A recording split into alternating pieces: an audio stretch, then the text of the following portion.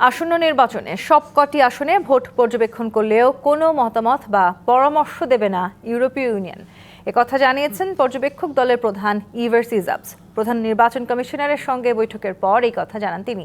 এদিকে নির্বাচনী প্রচারণায় অপতথ্য ছড়ানোর বিষয়ে কমিশন দুশ্চিন্তায় রয়েছে বলে জানান ইসির সিনিয়র সচিব আখতার আহমেদ।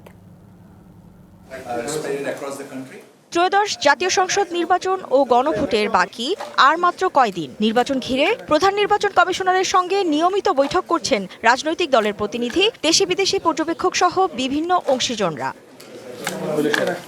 বৃহস্পতিবার দুপুরে নির্বাচন ভবনে সিইসির সঙ্গে বৈঠক করে ইউরোপীয় ইউনিয়নের 7 সদস্যের একটি প্রতিনিধি দল। পরে ইইউর প্রধান নির্বাচনী পর্যবেক্ষক বলেন, ভোটে নারী, সংখ্যালঘু সহ সকল সম্প্রদায়ের স্বতঃস্ফূর্ত অংশগ্রহণ প্রত্যাশা করে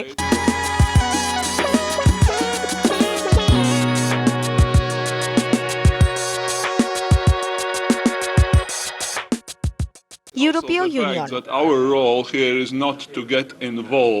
আমরা কোনো মতামত, পরামর্শ কিংবা সংশোধন দেব না। আমরা চাই নির্বাচন প্রতিদ্বন্দ্বিতাপূর্ণ হোক, নারী, সংখ্যালঘু সহ সবার অংশগ্রহণ আমাদের অগ্রাধিকারে থাকবে। ইসির সিনিয়র সচিব আখতার আহমেদ জানান, নির্বাচনে অপতথ্য মোকাবেলায় মেটার সঙ্গে আলোচনা করছে কমিশন। আর আরেকটা জিনিস জিজ্ঞেস করেছিলাম যে আমাদের মানে এই মুহূর্তের বড় চ্যালেঞ্জটা কোনটা। তো স্বাভাবিকভাবে যে চ্যালেঞ্জটা আপনাদের সাথে আগাগোড়াই বলে আসছি, সেটাই আমরা আবারও বলেছি, রিইটারেট করেছি, সেটা হচ্ছে যে অপতথ্য যেটা আছে।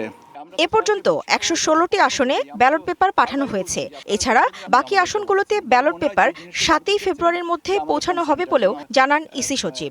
মেটা সাথে কোনো আলোচনা করে। Humaira Faruqui, DBC news, Dhaka.